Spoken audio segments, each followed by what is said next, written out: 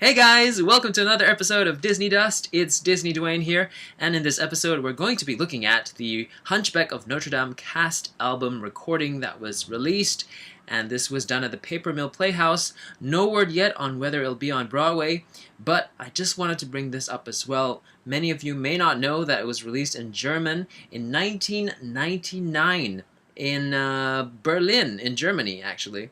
And so there are two recordings right now. The English one I've listened to as well now, and we're going to make some comparisons. We're not going to go in-depth because I can't actually play you the full clips because of copyright, so that I will leave you to explore yourself, but let's look at what we can look at.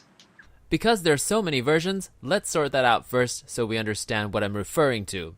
Well, there's of course the original movie, which started everything, and then there was the first stage adaptation that was written in English, and this was so that it could be translated into German for the first staged version ever in Berlin. So basically, if you listen to the German CD and follow along with the English script, you'll realize that there's not much difference. I will, however, point out some of the more interesting differences as we go along. Alright, so far we have the original movie, and then the first stage adaptation, which was written in English, staged in German, and now we have the second stage adaptation, which is what the recent recording is based on, and this was staged at La Jolla and Paper Mill Playhouses. We're going to look at a total of 9 songs. This is the first one, The Bells of Notre Dame, the opening song. And already there's a difference where in the movie, Clopin the Gypsy narrates the opening by telling the tale of Frollo. And even between the movie and the first stage adaptation, there are some differences in the lyrics. In the movie, he is called Judge Claude Frollo, but in the first stage adaptation, he is Justice Frollo, which also is short for Minister of Justice. I'll sing the movie lyrics for a comparison. Judge Claude Frollo longed to purge the world of vice and sin, and he saw corruption everywhere except within.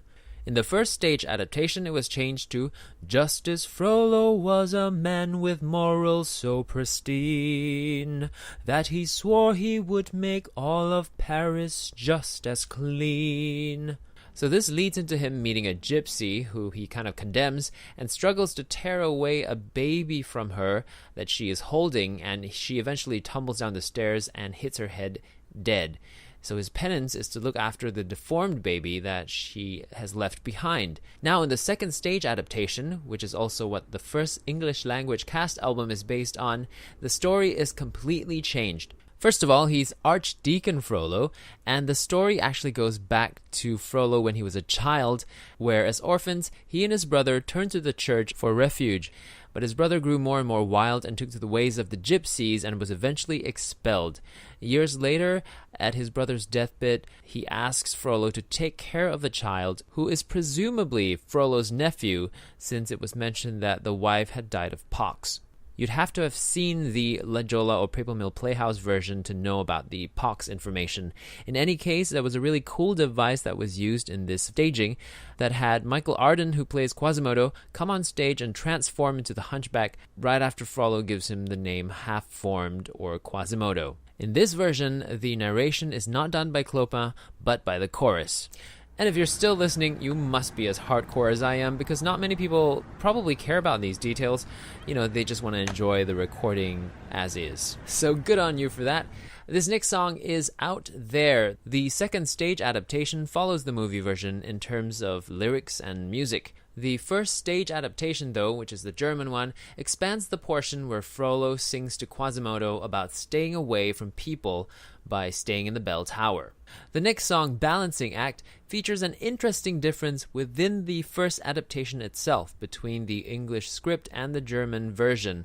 Now, usually following closely, the German one deviates in terms of we are introduced first to Esmeralda in the number Balancing Act before Captain Phoebus in Rest and Recreation, but in the English script, we are first introduced to Captain Phoebus before Esmeralda. The second stage adaptation is the same, except that Esmeralda has a new song called Rhythm of the Tambourine instead of Balancing Act. This next song, Top of the World, is one of my favorites in the recording. It's not in the movie, but exists both in the German and English stage recordings. The English one has a nicer touch to it, more rousing arrangement, but the German version had a nice counter melody that the gargoyles sing.